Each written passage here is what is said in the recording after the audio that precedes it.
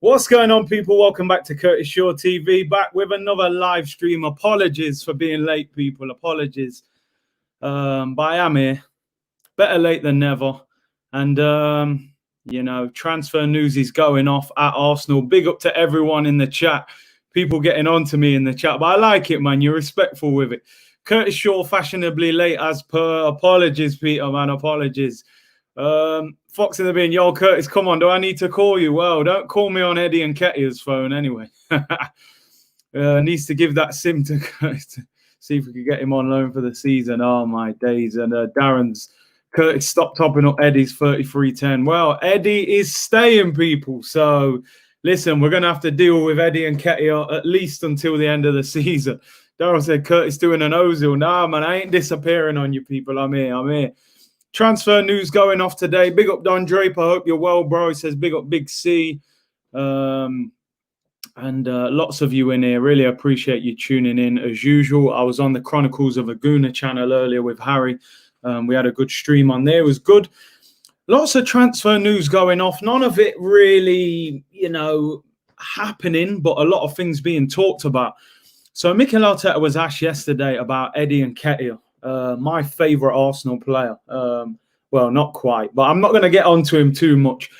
But Eddie and Nketiah, West Ham apparently have got him on a shortlist to replace Sebastian Haller, who went to Ajax for 25 million.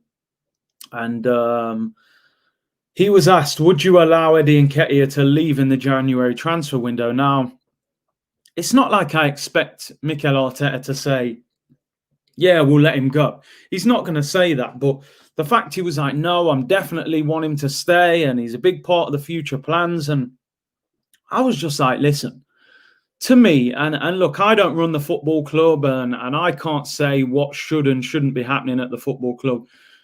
But to anyone else, is it not just screaming out, sell Eddie and Nketiah to West Ham, try and get 20 million for him and give Balogan a new contract?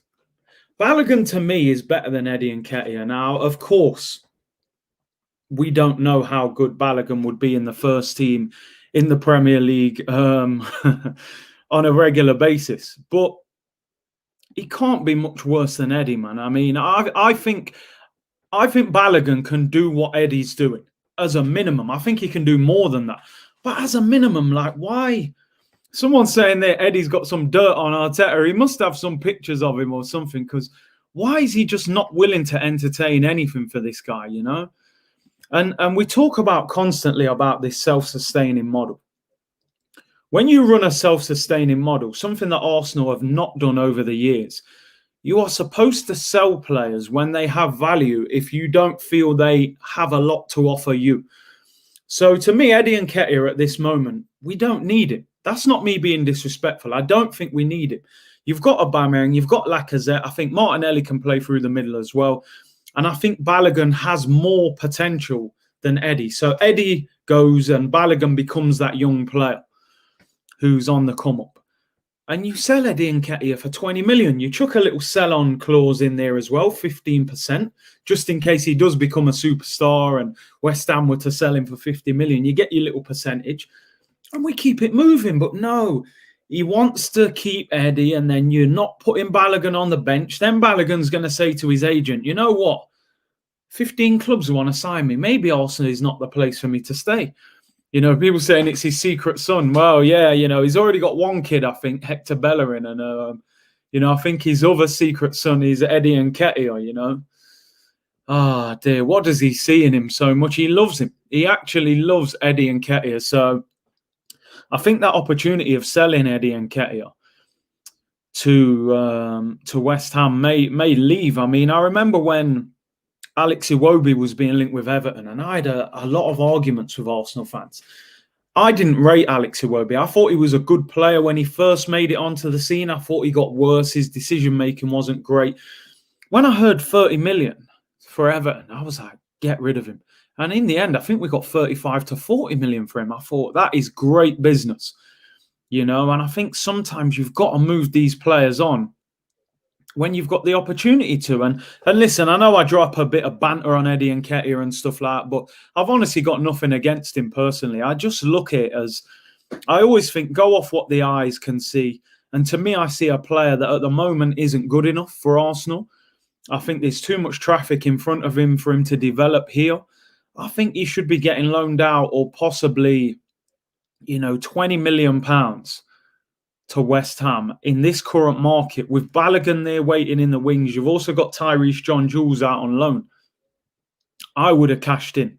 That's my opinion. I would have cashed in on Eddie Nketiah. Peter Mounsey said, Curtis, I don't care about Eddie unless he's leaving. Please, can you tell us, are we getting Buendia? Have patience, Peter. Calm down, my friend. Thank you for the super chat. We will get there. Don't worry. We've got subjects to go through before we get to that, but I appreciate the super chat. Abhinav said, getting 20 million for Eddie is similar to getting 40 odd for Iwobi. I agree, because Iwobi was much more developed. He was much more down the line. He was a full international, and I think similar level. Matt says, big up Big C, love from Toronto, big up bro. So yeah, that's my introduction on Eddie Nketiah anyway. And as you're saying here, how much will Balogan go for? If he goes, we won't be getting big money for him. He's out of contract in the summer. I believe if he goes on a free, I think there's some sort of compensation fee that we're entitled to. But it would only be a few million. So yeah, we'll have messed up big time in that sense. I'm sure he said, hey, Curtis, quality content as always. Buendia will be a good backup to Smith Rowe and Bissouma.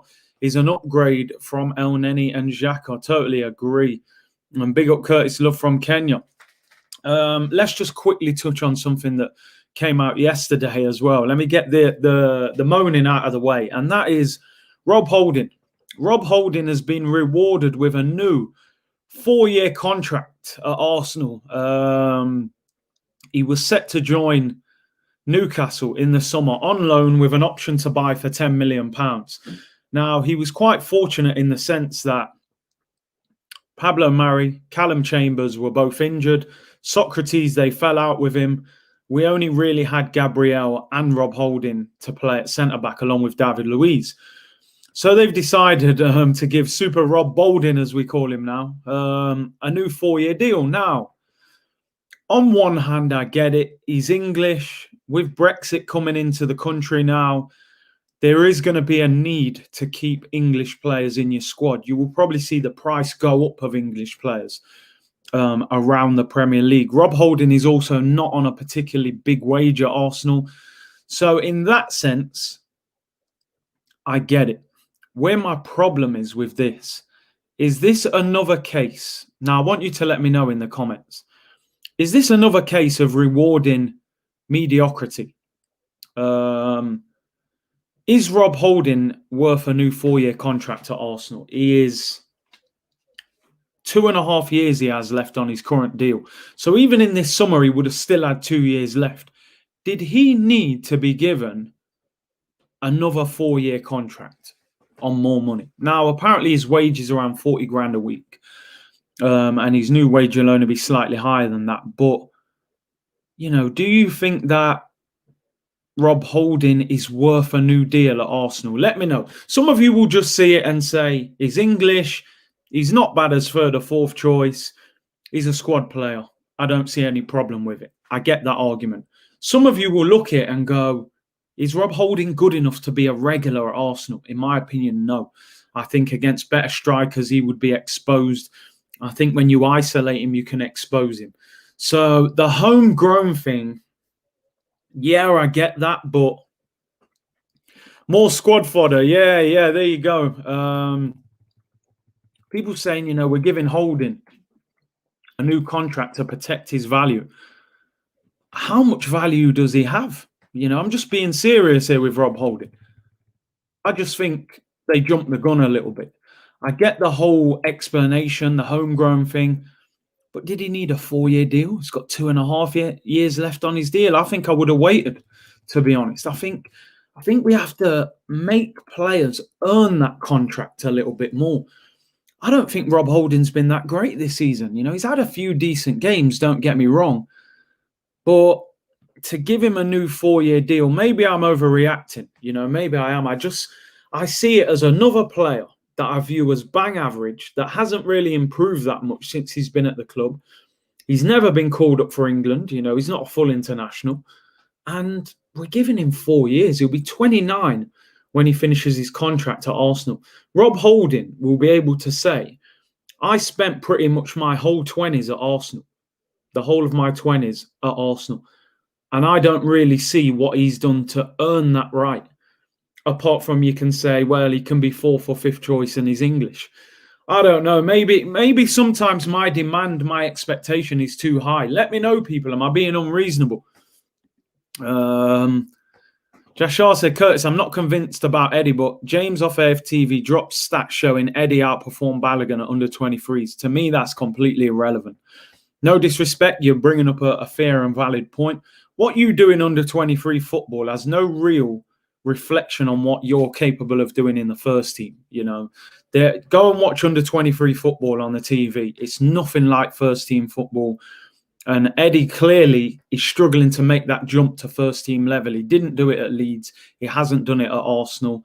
And to me, Balogan's ceiling is way higher than Eddie Nketiah. Gunnar Dredd said, bless up.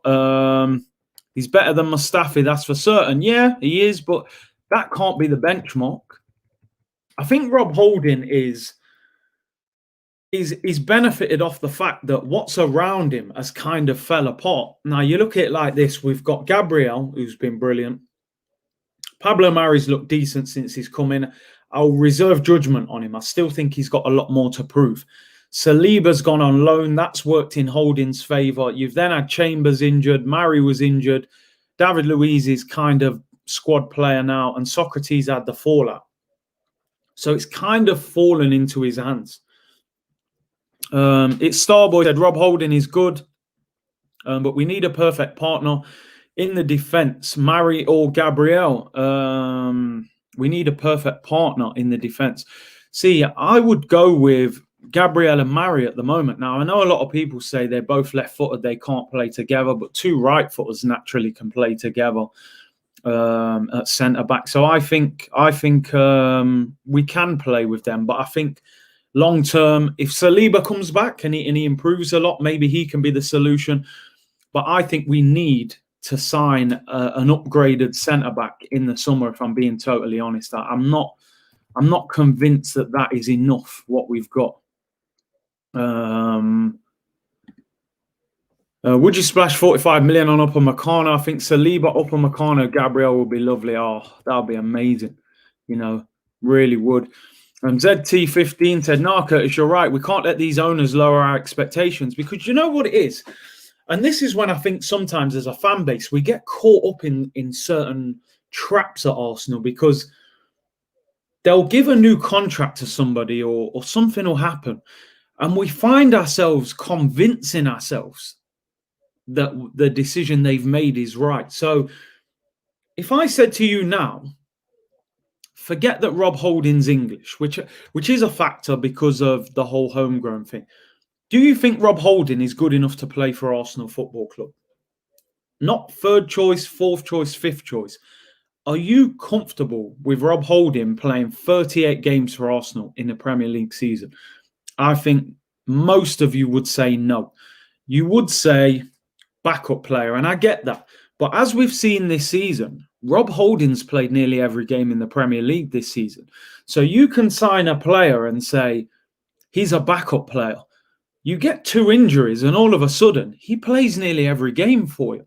The whole point of top clubs is the bench players have to be pretty close to the guys you've got starting. Listen, maybe I'm over-exaggerating. Again, do you know what? Yesterday I saw all that and I just looked in and I thought, we're turning down bids for Eddie Nketiah. And we're giving Rob Holding a 4-year contract. Like, I don't know. I don't know. Maybe my expectations are too high, man. But listen, I just think sometimes, as people say, man, you can hide in the shadows at Arsenal and be rewarded. If you just go training, work hard, you can have 3 or 4 bad years at Arsenal, but put a 5-game run together of quality performances and you'll probably get a new contract. And that's the kind of standard that we've become right now. Unfortunately, we are where we are. If you're going to make Rob Holding 4th or 5th choice, maybe I can get my head around it. But at the moment, he's starting a lot of games. And Rob Holding, for me, should not be starting a lot of games for Arsenal. So, you know, we are where we are, I suppose. And Chambers or Holding, one of those two were going to be retained due to the fact they're English. I think if we start the beginning of next season with Gabriel, Saliba, Pablo Mari, Rob Holding, and a new centre-back, maybe a slightly more experienced one, not like 30-odd, but like 25, 26, to partner Gabriel or Saliba becomes that player, it wouldn't be the end of the world. So I'll let him off, but still, you know, I don't particularly rate that deal. I don't think it says a lot about Arsenal, Rob Holding getting a new contract. You know, if he was sold by Arsenal now, would any club in the top half of the table want to sign him? I'm not sure they would. But hey, we are where we are. Rob Holding is a backup dancer, says Brado. Big up Joe Davis with a super chat. Thank you very much, bro. He says, big up Curtis. What do you think of Guendouzi's loan spell so far?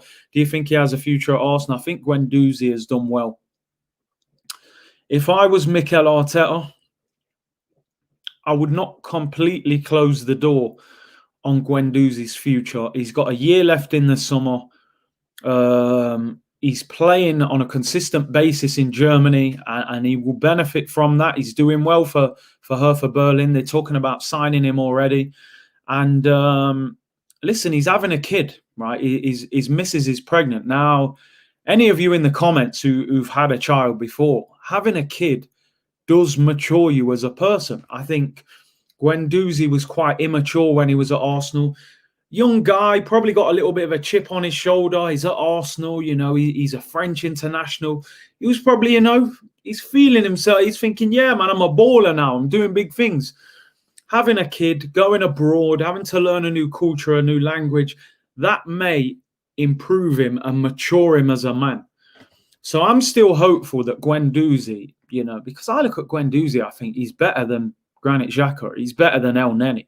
He's better than Joe Willock. That's for certain. The guy's an international for France, you know. I wouldn't mind a situation where he's 3rd, 4th choice next season in our midfield. So I think that door should not be completely closed. And we'll see at the end of the season. I think he's got talent, but he definitely needs to grow up a little bit.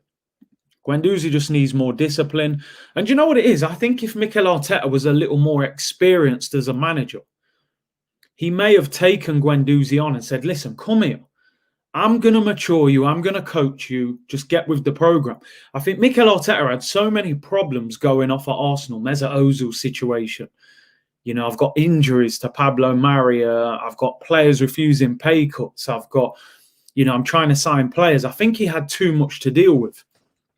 And I think he just looked at it like, get Guendouzi out on loan. Give me one less problem to deal with. And I agree, Abby. I think Guendouzi has got that winning mentality. I remember Guendouzi's performance against Tottenham when I think Aubameyang equalised and Guendouzi set him up at the Emirates. And that performance from Guendouzi on the ball, you will never see Joe Willock produce that. You will never see Mohamed El Neni produce that. Or Granit Xhaka on the ball, what he was doing in that game. He drove us forward time after time. And I thought for such a young age, he's got talent. I hope he grows up and I hope he does come back in the summer a more mature person. Guendouzi has a winning mentality, but does the Arsenal board? Well, this is the thing. Sometimes having that strong winning mentality at Arsenal, they view it as a problem. Oh, he's a problem. We can't control him. You know, Alexis, Bellerin said, he wants to win too much. We don't know how to deal with him. Well, I tell you what, mate, try and learn from him. That's what Hector Bellerin should have been doing. Instead of moaning about Alexis Sanchez wanting to win too much, why don't you look at him and say, maybe that's what I need to do to become a top-level footballer, like with the mentality. But Arsenal don't do that. They view you as a problem. This is the crazy thing. You know, it's crazy. Ozzy Guna said, Curtis, if you haven't heard the latest presser, Arteta seemed positive in the way he spoke about Torreira. I haven't seen him speak positively about Mateo. I think Mikel Arteta is on that school of thinking that Pep Guardiola is that, you know, you better get down with what I'm trying to do it. You better really be on the same wavelength, discipline-wise. I think we all know with Lucas Torreira, he's a hard worker. He does everything the manager wants. He just didn't want to be in the Premier League. Where Guendouzi, as I said, he's got that chip on his shoulder. But listen, top managers deal with players like that. You know, we've seen a lot of players where they've had slight attitude problems. You know, Nicolas Anelka. You know, Henry had a massive chip on his shoulder. I know he was a legend of a footballer, so you kind of deal with it when they're that good. But as a manager, you've got to know how to shape that. And I think that's where Mikel Arteta has to learn man management skills. Sanchez got more fight in his little toe than Bellerin. Smash the like button, guys. Make sure you subscribe to the channel as well. Keep supporting. I appreciate you all tuning in. Leicester fan here said, Curtis, can you wish Jamie Vardy ain't getting no birthday wish off me, bro? The man rejected a move to us and then scores against us all the time. Vardy ain't getting no birthday wish off me, bro. Right, let's talk about Buendia. Fabrizio Romano, the old famous Fabrizio, the transfer guru, I believe he's on AFTV tonight with Robbie, so go and check that out. Fabrizio has said Arsenal are on the verge of making an offer for Buendia. The club were waiting to get a few players out of the door before making the offer. And, you know, they're hoping that they can get a few players out in the next few days and they're going to make an offer for Buendia. So what I wanted to know from you guys, we've spoken about Buendia a few times and I'm sure you've all caught up on him on YouTube and, you know, people are comparing him to, you know, a younger Santi Cazorla. I think it's, you know, Cazorla was a genius. He's still got a long way to go to reach them levels. What I want to know, number one, do you want Buendia at Arsenal, right? Do you want Buendia at Arsenal? Number two, how much is Buendia worth? Because the rumour is saying that Arsenal are going to offer £15 million. And while the stories coming out of Norwich are that they want close to £40 million for him. So what I want to know, how do we find the middle ground there? They want 40, we want offer for 15. That's not even half what they're asking for. Where is the middle ground? Norwich want 40, we're offering 15. What I would do if I was Arsenal, I got to be honest. There you go. You're right, Daryl. 15 won't get him. 15 ain't getting a player they want 40 for. Me, I would offer 20. I would offer 20 knowing that 20 is going to be rejected. But I think 20 is respectful for a player in the Championship. I would even maybe offer them, you know, you could offer them Reece Nelson on loan or something. I would put 20 on there, which I think is respectful. Then you want to see Buendia force the issue. I want Buendia to go to that board then and say, listen, I'm in the Championship. Bear in mind, he's not a full international. Argentina have never picked him. He came from the second division in Spain, got promoted with Norwich, then got relegated with Norwich, and he's given half a season back in the Championship. I think we need to offer them 20 million. They will probably reject it. The maximum I would go for Buendia is 25 million. And I agree, you know, South London, big up South London's fine. He said 25 million plus add-ons. Put Eddie in the deal plus cash. Would Eddie go there? You know, 20 million plus Willock or Nelson on loan. I would do that. The crazy thing is, I had Chris Davison on yesterday, Arsenal journalist. He has a lot of an inside scoop at Norwich. He works at Norwich, despite the fact he is a journalist for Arsenal. And he said they will not let him go cheap. They view him as their best player. But as I was saying, we cannot call ourselves, you know, Arsenal say that they're the third biggest football club in England after Manchester United and Liverpool, you know, in terms of stadium, the revenue, the fan base, the history and trophies. Are you telling me Arsenal Football Club can't sign a player from Norwich City? No disrespect to any Norwich fans. Norwich are in the Championship. Are you telling me we can't go and take Buendia from Norwich? Now, I get it. And said 20 million plus the coach's headphones. I get it. They're not in a position they want to sell him and they've got their parachute payments. So they're not financially strapped for cash. They also sold Jamal Lewis for 15 million. They sold Ben Godfrey for 25. So they made another 40 million. Once that 20 million bid goes in, 20 million is what I would offer. 15 million is an embarrassing offer, in my opinion. Buendia should be in that office saying, let me leave. Let me leave. He should be forcing the issue. You're 24. You're not an Argentinian international. You had 1 year in the Prem. You should be desperate to sign for Arsenal. Arsenal, for me, drop 20 million and let him do the rest and force the issue. At the most, we get the deal done at 25, in my opinion. If we can't get a player from Norwich, I think we have to take a long, hard look at ourselves in the mirror and say, are we even a big football club anymore if that's how we're moving? I said the same thing yesterday. If Manchester United, Liverpool, Chelsea, Manchester City wanted Buendia, I'm confident they would get him. I'm confident they would get him. You know, no doubt about it. Just because of how they move in the transfer market. But Arsenal, it's all, oh, can we afford him? Do we have to do a loan deal before we can sign? We're literally, you know, we move like we're so broke at it. We move like paupers at it. Big up Christopher Leach for super chat. Thank you very much. He said, paper talk. Loans only in January. Sell Arsenal. Come on, you Gunners. Can't argue with that. Big up Don Draper. He said, even if they go up to the Premier League, they will still remain in the relegation battle next season. 100%. It's Norwich City. No disrespect. They're not that good. You know, we should be able to pull him in and get the deal done. Facts, if we can't pull this off, we are no longer a big club.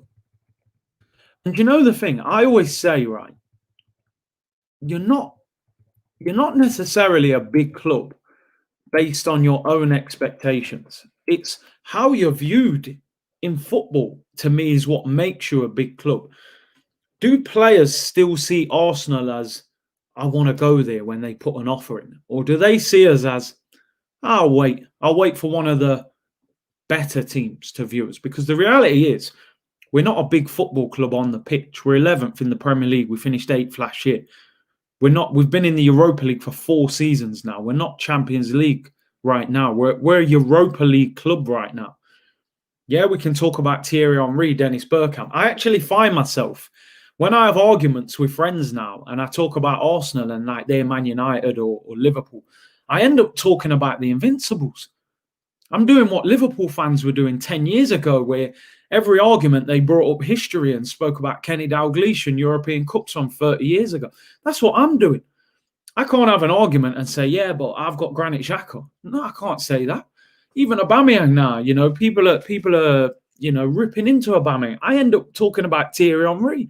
Yeah, but you've never had a player as good as Thierry Henry. Do you know what I mean? That's where we're at right now. Big up my brother, Broads TV. Says, go 40 on finance if you really have to, like we did with Pete. Yeah, man, might have to do some buy now, pay later business, but inflate the price. But nah, come on, bro. Can we not go to Norwich and pull a player out of there, man? Come on.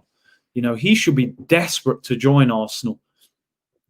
You know, I think the warning signs were there, bro. The warning signs were there when Jamie Vardy rejected Arsenal, right?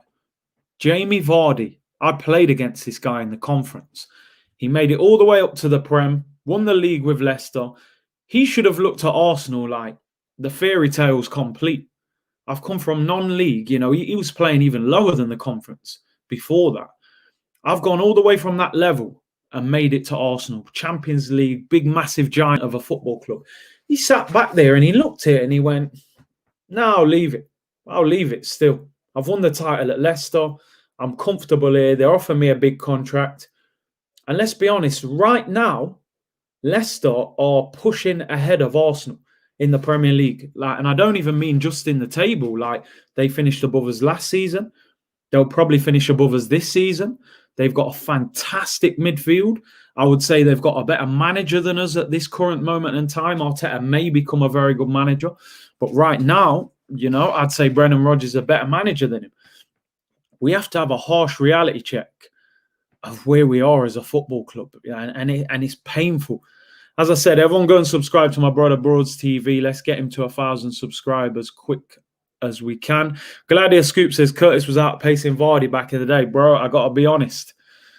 He was rapid. I mean, he's rapid now. Even then, you know, he was lightning. He was so quick. I wasn't outpacing him. I got to be honest. I was out muscling him. He was quite skinny. You know, he wasn't not the strongest of guys. But yeah, man, his rise into the Premier League has been unbelievable. Don Draper said Brexit might force Arsenal to go for the domestic market. Yeah, it could. Listen, Brexit's going to have a big effect on transfers over the next couple of years. They're saying now with Brexit, it will be more difficult to get younger players from Europe. Where it can benefit us, because we're out of the European Union, it was very difficult to get players from other parts of the world without them having a number of international caps. So now you can go and get young talent from, say, Brazil, for example, and it's much easier to get them into England now because you don't have to go through the European Union to get them a work permit. So we need to tap up different markets. You know, we got Edu here. Let's at least use him for something. You must be able to go and get us some Brazilian talent. You telling me there ain't a ball-in, attacking midfielder in Brazil that we can bring in that's a future Brazilian international and all that? I don't know. We need to tap up different markets. You know, we restrict ourselves, and this is one thing that we need to do with Brexit. Use it. You know, the South American market is huge, huge. Look at all these Brazilian players. Tim Foyle, Arsenal, thank you for the super chat, bro. He said, what's up, Curtis? Players are now willing to come to Arsenal because of big wages, not ambition of winning titles. That is the current Arsenal big club mentality. No lies are being told there. Seriously, you're not telling any lies, man. I said this before. For me, there's two reasons that players come to Arsenal right now. Number one is to get a big wage, i.e. Willian, even Thomas Partey. You know, Thomas Partey more than doubled his wage to come to Arsenal. He knew he was downgrading on the pitch. You know, Atletico Madrid are top of the Spanish league. They're in the Champions League knockout stage. He knew he was downgrading, but he wanted the money, man. He wanted the bag. You know, maybe, yeah, he did want to come and live in London, but he came here for the bag, you know, Thomas Partey. And if you're a Gabriel, maybe you're looking at it, you go, oh, it's a stepping stone. I go to Arsenal, I drop 3 big years in there, and I get a move to Barcelona. That's the other side of it. You guys are saying it in the comments. You're right. We're a stepping stone or retirement home. We need to start getting players at the peak of their game. And that is difficult because a lot of clubs want players when they're at their peak. But we need to be smarter in the transfer market. Arsenio Wonga, big up. Yeah, man. Like all them buy now, pay later deals, man. I mean, listen, don't get me wrong. Most signings are, you know, the transfer fee is spread over a certain amount of time. But the way Arsenal do it, it's different. We do it different, man. We move like we're absolutely broke in the transfer market, which always baffles me. 900 of you in here, people. Big up everyone for tuning in. Smash the like button, hit the subscribe button if you haven't already. No, Glenn, listen, I'm not saying Partey's not at his peak. But what I'm saying, there was 2 reasons we got that deal done. Number one was the release clause. There's no way we would have negotiated a price with Atletico Madrid. We wouldn't have got that deal done without the release clause. Number 2, what I'm saying, he'd been at Atletico for a number of years. Is he coming to Arsenal to say, right, let me go and dominate now. Let me go and win trophy after trophy after trophy. I'm an Arsenal fan. I love the club. Most of you guys here are Arsenal fans. Are Arsenal a better team than Atletico Madrid? They are not. Atletico Madrid right now are fighting for the Spanish title. Luis Suarez is on fire. João Felix, they've got ballers. They've got an elite manager. Thomas Partey, actually, and listen, it hurts me to say this. You know, I'm an Arsenal fan, but we have to speak the truth. That's the only way we'll fix our problems. Atletico Madrid are better than Arsenal. Maybe not a bigger football club historically, but they are better than us right now. And that is the truth. It will take a long time for us to get that to that level. So you can't tell me Thomas Partey came to Arsenal for trophies or because he thinks the team is better. He came here because maybe he loves the Prem. Maybe he did love Arsenal when he was younger. And he came here to double that wage. Maybe his own profile can get bigger at Arsenal. You know, I'd agree with that. Premier League is the biggest league in the world. Maybe he becomes a bigger brand at Arsenal. Is he going to a better team? No, he's not. It's a downgrade. Let's be honest. If we got Atletico Madrid right now, would we beat them? I don't think so. So listen, I'm just being honest. I'm just being honest about where we are. We have to acknowledge where we are to move on to where we need to get to, right? And I will pull this comment up. I'm going to pull this comment up. Mikey B said, I'm concerned, Curtis. You're always moaning lately. You're missing the joy. Listen, bruv. This is where I actually say to myself, am I expecting too much of Arsenal? Do I have to pull my own expectation down? Because we're 11th in the Premier League. 11th.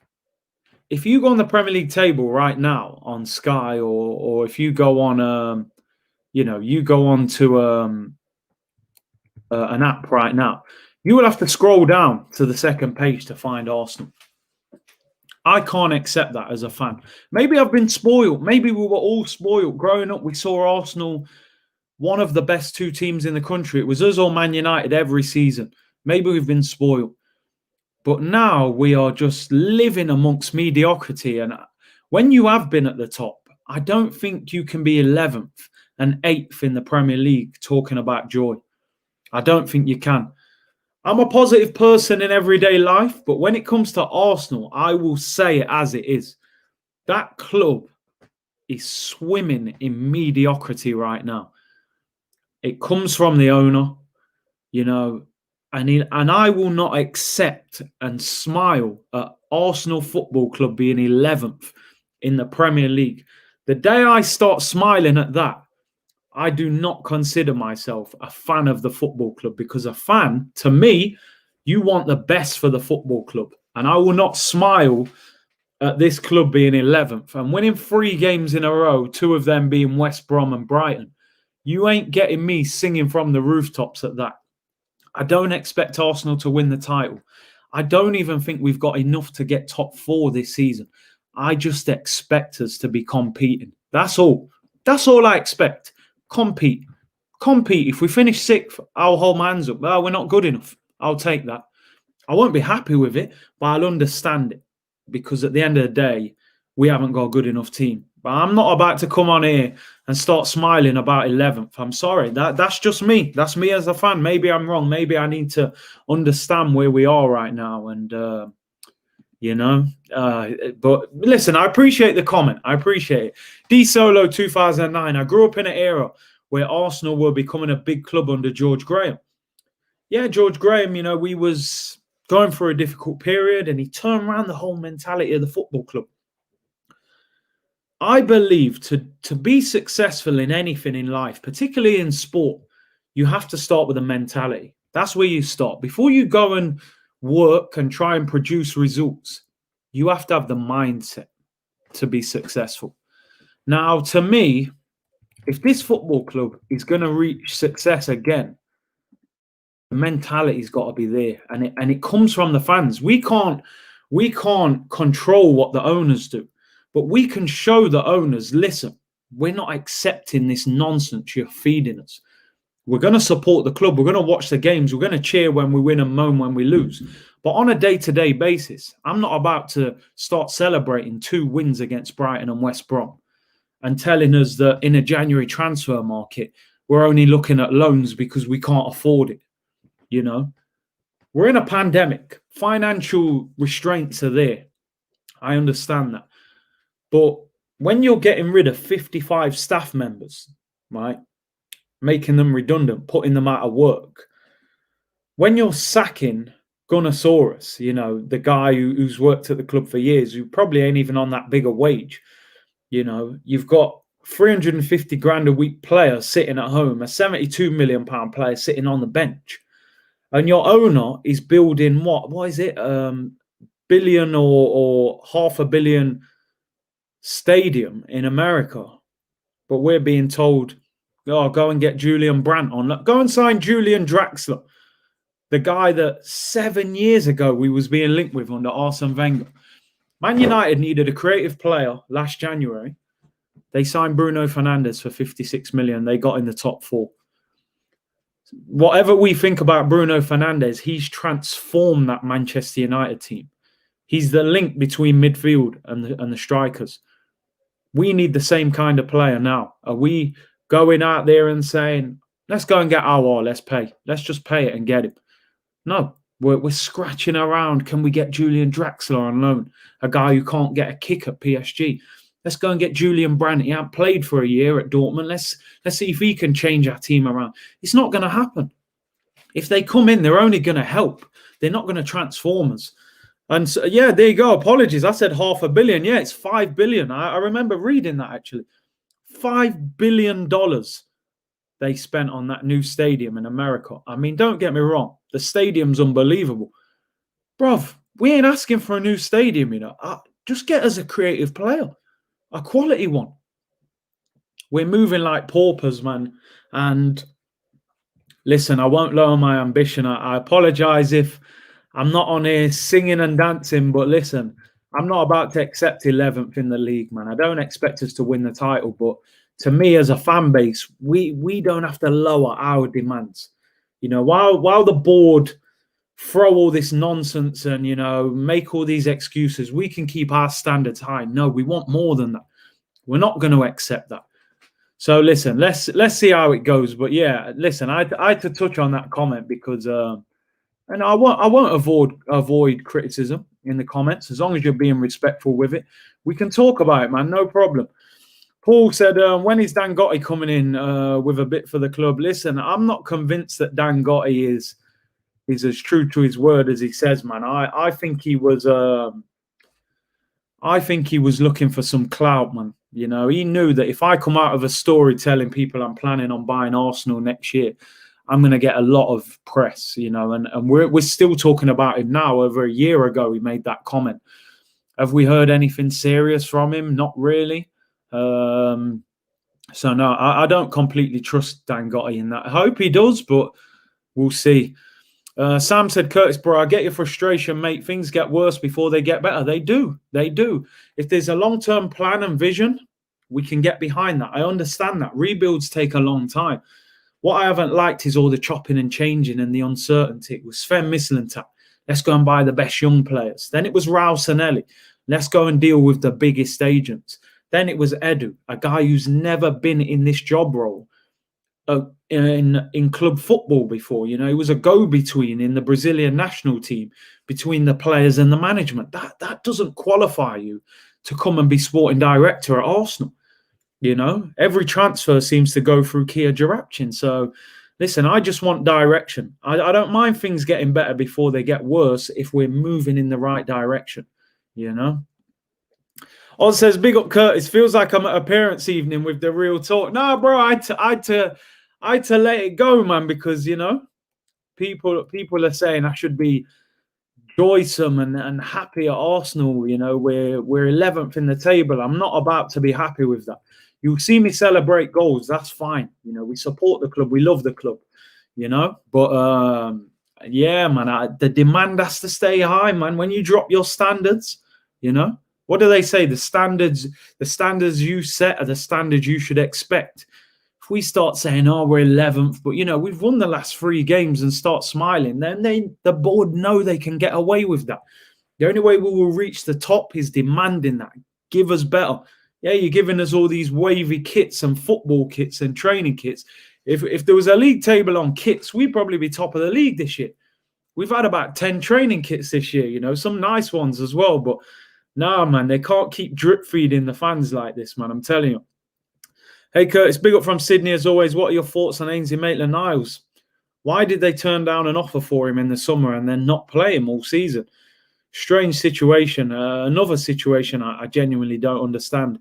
South London's finest. Big up, bro. He had 1,000 people watching. Get the video to at least 500 likes, people. Big up, man. Hit the like button, people. Big up, my boy, School Fuggery in the building. Big up for the Sky Sports appearance. Curtis smashing it. Listen, if anyone don't know, go and subscribe to his channel. I mean, his videos are world-renowned right now. You know, in a time of a pandemic where everything's so serious, you know, you need a little entertainment. His videos are legendary right now, man. Go and subscribe to his channel. His channel's going through the roof right now. Big up School Fuggery, man.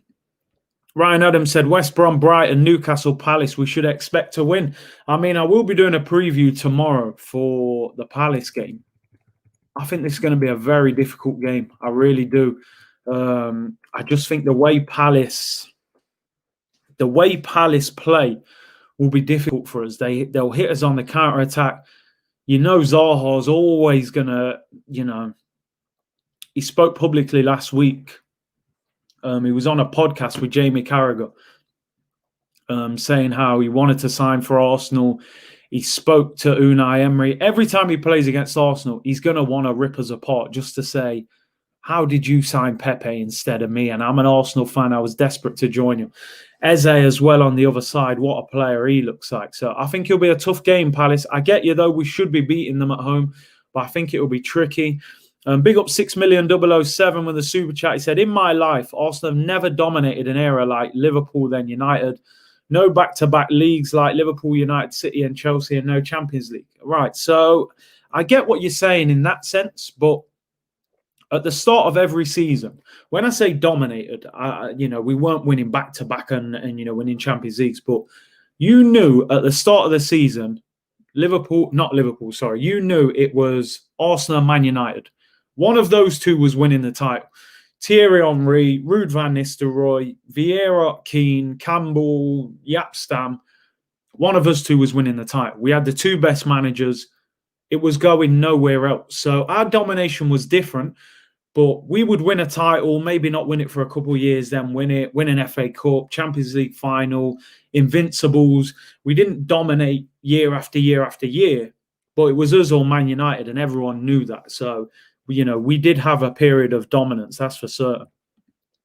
Standard is set by the owner. Well, that's unfortunately true, yeah. But what I'm saying, we don't have to agree with his standards. And we don't have to accept them, even if we can't do too much to change it. Or can we? This is the question that we're kind of posing. Can we change it?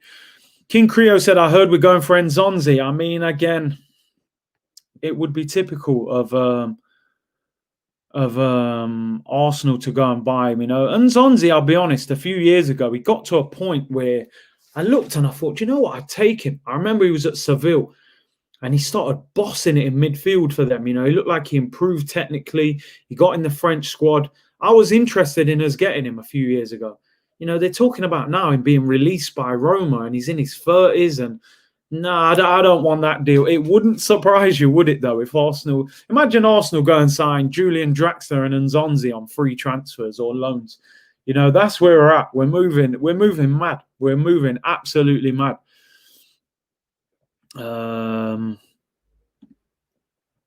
Yeah, 3 years too late, as Ebby's saying there on Nzonzi, man. Arteta is Pep's cone, man. Oh, don't get me started with all that. Listen, I think that... someone's saying here, let me get that. Standards are set by history. Now, they are, but what I'm trying to say is, do you not think now that a modern player, a younger player now, let's say you're Mbappe, I think Mbappe is like 21, 22. When you was a kid, like 8 years ago, something like that, Arsenal were not that good 8 years ago. So you may have grown up and never seen Arsenal be that good.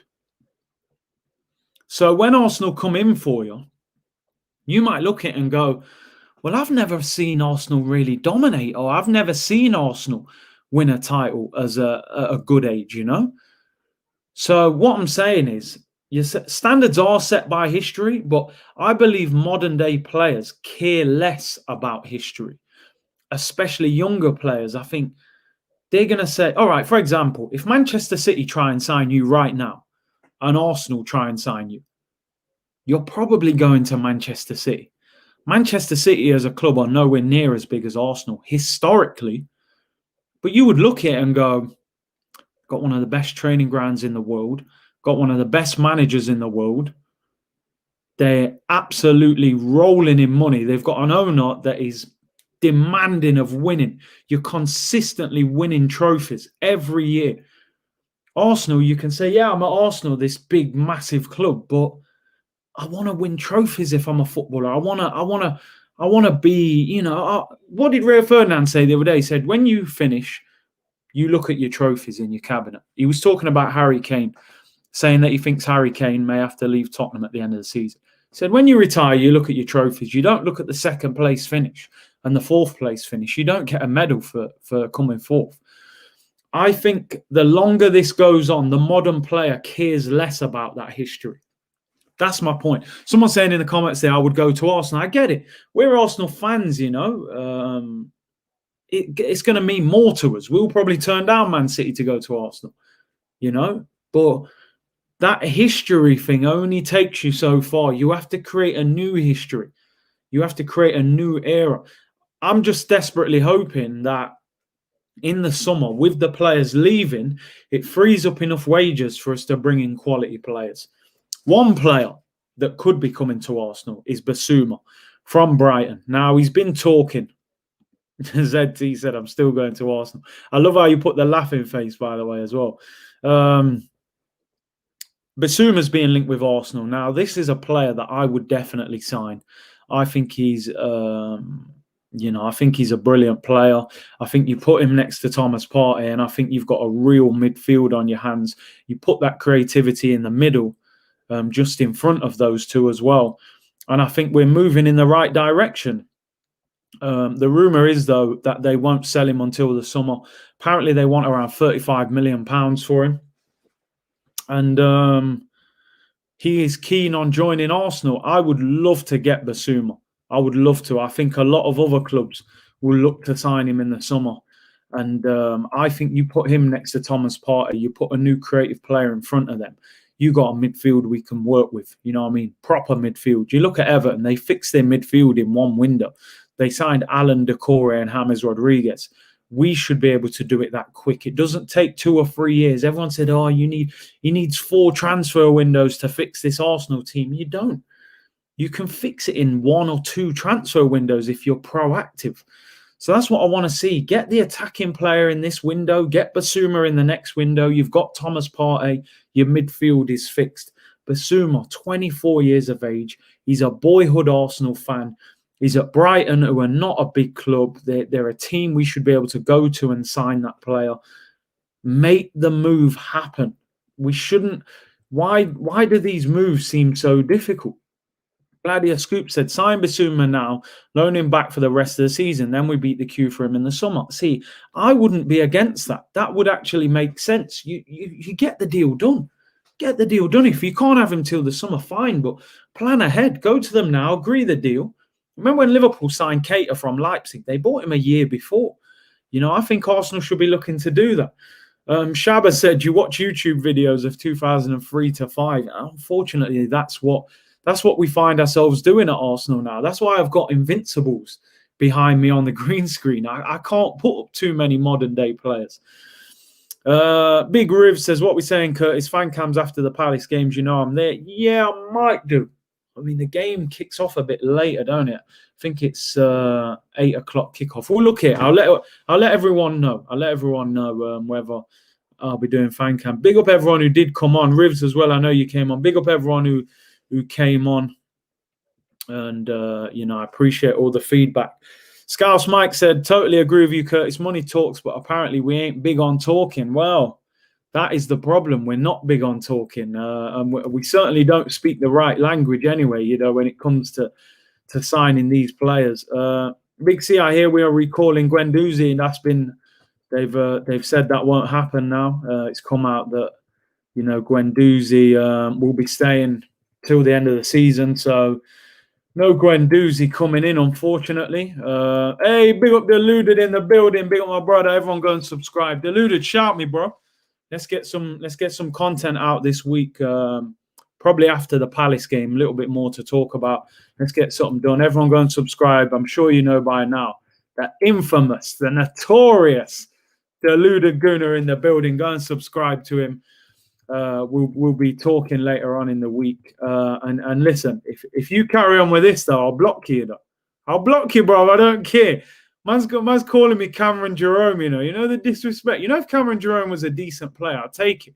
You know what I mean? But Cameron Jerome was, weren't the best in the Prem, was he? Well, there was a good goal for MK Dons. Yo, Bergwijn, relax, Bridget, relax. Big up Deluded, though. Everyone go subscribe to the channel. Reece said, big up Curtis. We let Ivan Gazidis go to rebuild AC Milan in 2 years, but now we have Don Edu. Ain't it crazy that Gazidis goes to AC Milan and they're top of the league? But I did read up a little bit into this, and apparently he has a lot less say in transfers at Milan than he did at Arsenal. So, you know, they're probably saying, listen, run the business side of things in the office. You stay away from the transfers. They don't want you nowhere near the transfers, you know, because we've seen what happened at Arsenal when he started signing all these players off stat DNA. Do you know what I mean? So, yeah, man. Yo, the Bergwijn shout. Come on, man. I'm telling you, at the start of the, you know, and he's like, people deluded. Man should just come out with a W's thing. Do the Bergwijn celebration, man. Bro, Bergwijn's a Dutch international, 30-40 million. I know he plays for them down the road, which is a bit, you know, but at least he's a decent player. Man's giving me Cameron Jerome, League One fodder, you know. Big up deluded in the cup. Bergwijn, man, I'm telling you, bang on.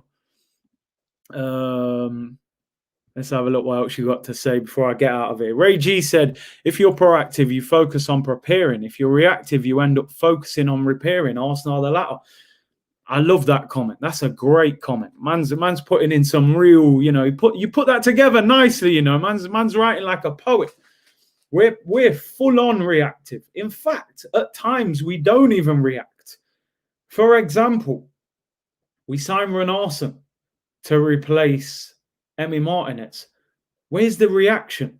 Get the goalkeeper in. If Leno gets injured right now, we're a mess. We're an absolute mess in goal, you know, with Renarson there. He couldn't even trust Renarson against Newcastle. We would be out at the FA Cup if Renarson played in goal, you know. So, but that's a great point.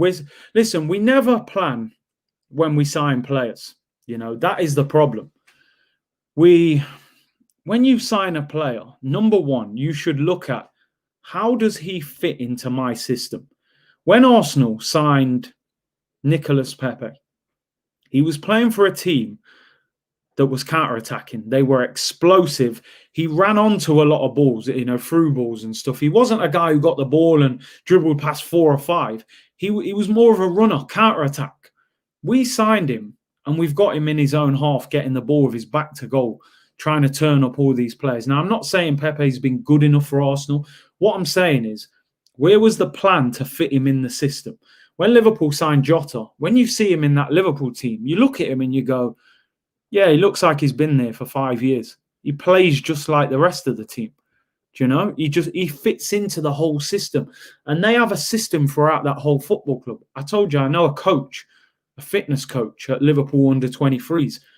The under 19s, the under 23s and the first team, they do the same training. They play the same way. So when you come through that system at Liverpool, you get into the first team, it doesn't change. The level steps up, but the standard of how you're going to play is the same way. So they sign players to fit into those systems. We just picking out individual players. We're going, Pete as dangerous. Yeah, that Pete looks good on the right for Lille. Get him in. We'll take him. Yeah, but how are you going to use him in your system? He needs to build a relationship with the right back. He has no relationship on the pitch with Hector Bellerin. So your right back, who you're picking, it doesn't work with your record signing right wing. So how is that supposed to work for a start? He plays better on the right when Ainsley is at right back, but you don't want to play Ainsley. So now you've got a problem there already. No forward planning from Arsenal. West Ham the other day, they signed Haller for 40 million. Hasn't worked. There's an escape plan. He goes to Ajax for 25 million in the January window. January window is not even a good window for selling players. He's had a poor time of it at West Ham, and he's gone to Ajax, a team that don't usually spend that much money. They got 25 mil back. They've cut their losses. They paid 40. They've looked at it. They've gone, this is going wrong. If we hang on to him for much longer, we're getting no money back for him. Let's get 25, take the 15 million loss and move again. Arsenal will sit there. They'll sit there, you know, like them pictures in the cartoons where the cartoon's in the middle and the house is on fire. That's what Arsenal do. They just sit there while everything's burning.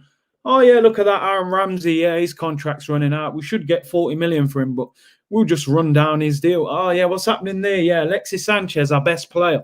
Yeah, he's got a year left and he don't want to sign, but we'll reject the offer from Manchester City and just hope we can, get him to sign. And Mesut Ozil's contract's running out, and now we're desperate, so we've got to give him 350 grand a week to keep him. And Aubameyang wants, he's got a year left. We're going to give him 375. We're mad. Where is the planning at this football club? Jack Wilshere left for nothing. Danny Welbeck left for nothing. Ozil, Emi Martinez. If we was a real big club, I would have turned around to Emi Martinez in the summer. I would have said, you know what, bruv? You've been here for 9 years. Just give me another year. Give me another year, man. You finally broke into the first team. You've been incredible at the end of the season. Can't a big club have 2 top quality goalkeepers? Why not? What's the problem?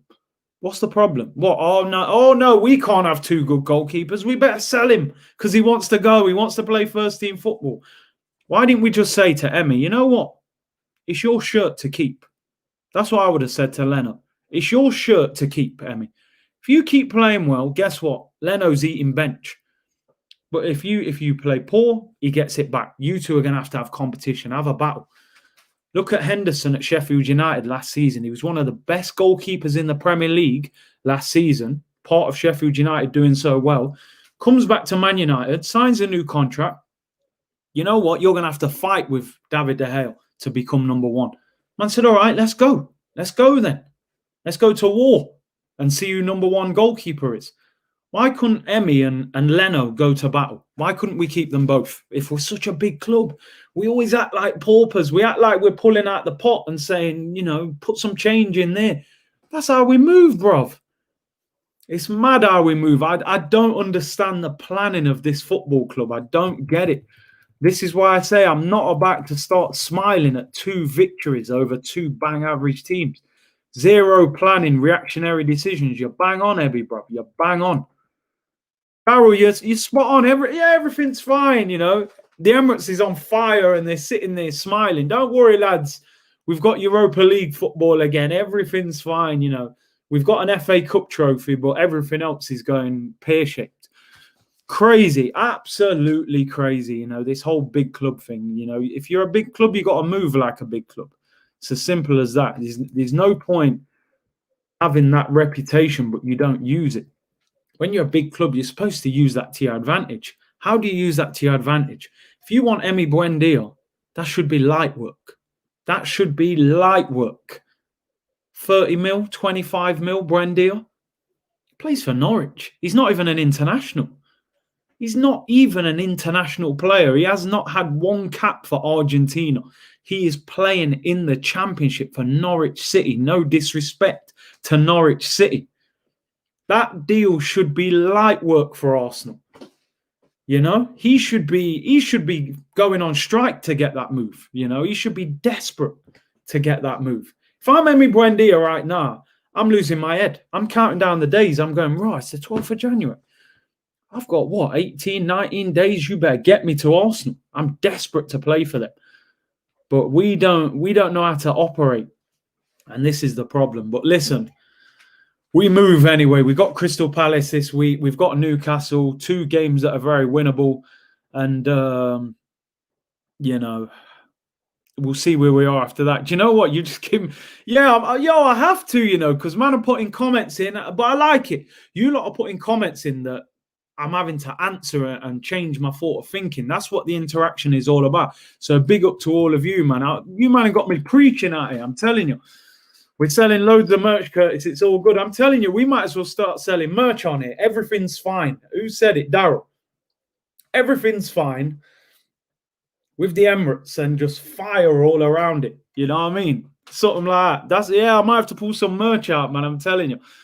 Ah, dear. Buendia will be a superstar. Yeah, but will he be a superstar at Arsenal? That's the problem. Does he end up at Norwich or going somewhere else? Big up, Curtis. Always a great live. Big up, Mo's Kitchen. Thank you very much. But as I say, you guys, here he is, Daryl, man. Yo, I'm telling you, if I pull out the merch, don't worry, man. I got 10% for you, man. you put the everything's fine in there. There's 10% for you. If the merch blows up, I'll hit you up, man. You buying the merch still? Do you know what? I was thinking about merch a while ago, but I'm gonna wait. I'll build the channel up, and obviously you got to put the right things on there as well. Big up Curtis from South Africa. Is Arsenal close to signing any player? I mean, Julian Draxler. You know, we're looking at. We must be pulling out transfer target sheets from like 7 years ago. You know, it must. You know, like the date must have rubbed out. Like Arteta's going, hold on, what's this? Transfer targets 2013. Arsene Wenger, Julian Draxler. Yeah, should we get Julian Draxler? Oh, Steven Nzonzi. Yeah, Roma are about to get rid of him, and you know, Draxler, PSG don't want him. You know, we'll probably get Jan and Villa next, and you know, all them man we've been linked with for about 10 years. Kroenke out much, geez, that would be controversial, but it would probably be popular. But I'd be hated by the football club. That's the only thing. But yeah, listen, we'll see, man. Listen, merch. Listen, I want to take the channel up a gear this year. You know, that's why I got people on, did the little phoning after the game against Newcastle. I thought that went quite well. Big up everyone who came on. Apologies to everyone who couldn't get to come on. I was starving for my dinner, and obviously it went to extra time. So we will do that again as well, a phone-in. But any suggestions you guys want on the channel, let me know. I'm looking into everything at the moment, and we're going to look at other ways of improving the channel. Let me know in the comments. Big up everyone for tuning in today. It's been entertaining. You've entertained me. I've actually entertained myself a little bit. But listen, you lot with the brilliant comments have got me, you know, moving in different directions. So I appreciate it. Over 1,000 of you in here. Make sure you hit that subscribe button. Hit the like button on the way out. I will be back tomorrow, 2 p.m. You know the time now. Set it for 2 p.m. And it will be Arsenal Crystal Palace preview and the watch along the day after. Enjoy your day, people. Take care. And let's hope we sign some players, man. Bless.